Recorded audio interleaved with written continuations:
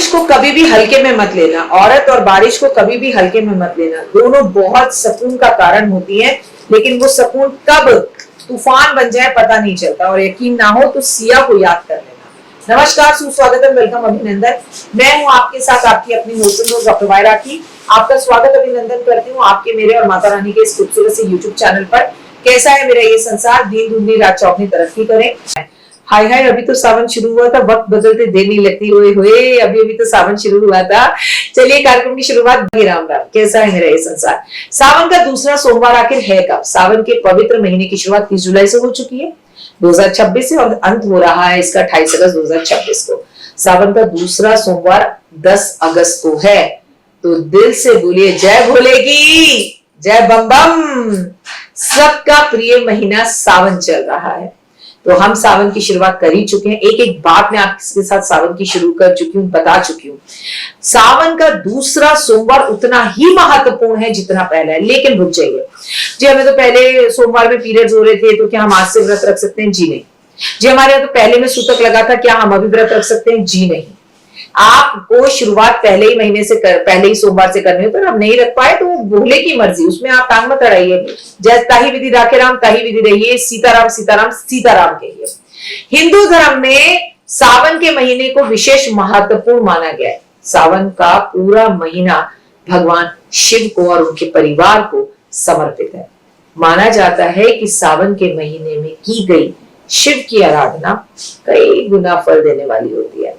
और फल वल छोड़िए, मैं सच बताऊं, मन को बड़ा सुकून मिलता है। ये तो भैया जो बिना कुछ इच्छा के भगवान की सेवा करता है ना, जो इसे अपने संस्कार समझता है, जो इसे अपनी ड्यूटी समझता है, उससे पूछिए उसे क्या प्राप्त होता है।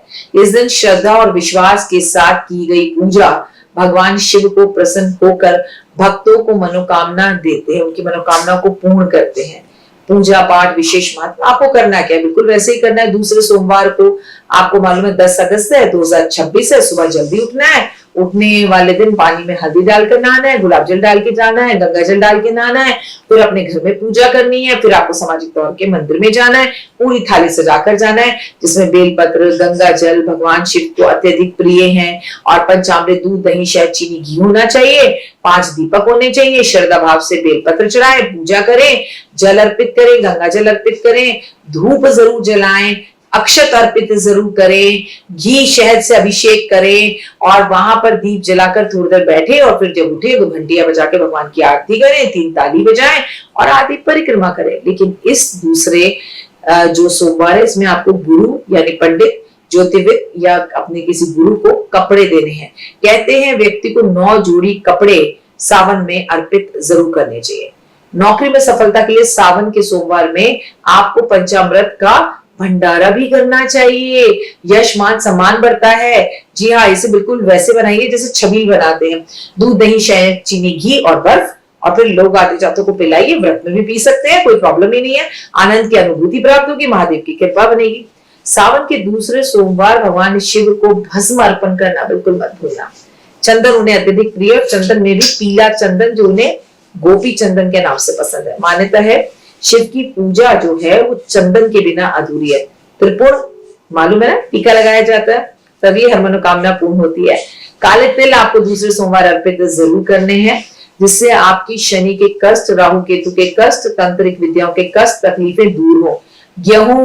गेहूं भगवान पर आपको दूसरे सोमवार पर अर्पित जरूर करनी है। इत्र महादेव पर आपको बहुत जरूरी है अर्पित करना दूसरे सोमवार पर, जिसे नेम प्रेम और यश की प्राप्ति हो। घी के दीपक जलाना महादेव पर अर्पित करना बहुत ज्यादा जरूरी है।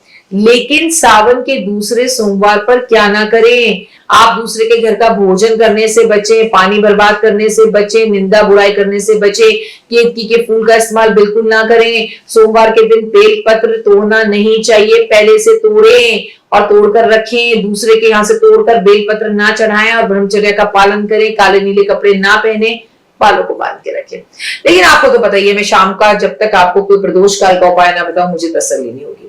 पिछली बार सोमवार मैंने करवाया था गणपति का उपाय, वो इस बार भी कर सकते हैं। इस बार करना है कार्तिकेय का उपाय।